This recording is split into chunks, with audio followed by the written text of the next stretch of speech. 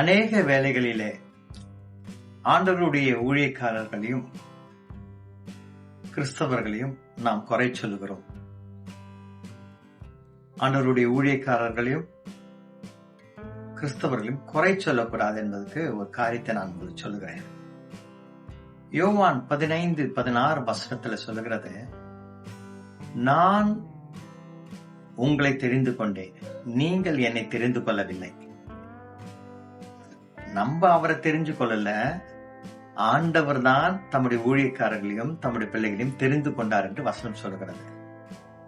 அப்படி என்றால் அவர்கள் நல்லவர்களோ கெட்டவர்களோ, அதாவது நீங்கள் நல்லவர்களோ கெட்டவர்களோ, பரிசுத்தவான்களோ அசுத்தவான்களோ, நீதிமான்களோ நீதியை தவறினவர்களோ, ஏன் whether you are devil or angel, ஆண்டவர் உங்களை தெரிந்து கொண்டார். அவ்வளவுதான்.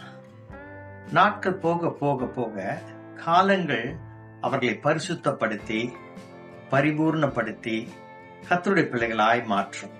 சரிதானே? எனவே தெரிந்து கொள்ளப்பட்டவர்களை நாம் குறை சொல்வது அது சரிதான காரியம் அல்ல. பதிலாக அவர்களுக்காக ஜெபிக்கலாம். இல்ல, அவர்களுக்காக ஜெபிங்க. நிச்சயமாக ஒரு நாளிலே அவர்கள் மனம் மாறி பரிசுத்தமாக்கி நல்ல காரியங்களை எல்லாம் செய்ய ஆரம்பிப்பார்கள். இந்த ஒரு நல்ல செய்தியை எடுத்துக்கொள்ளுங்கள். ஆண்டவர் உங்கள் இருதயத்தை ஆசீர்வதிப்பார். நன்றி.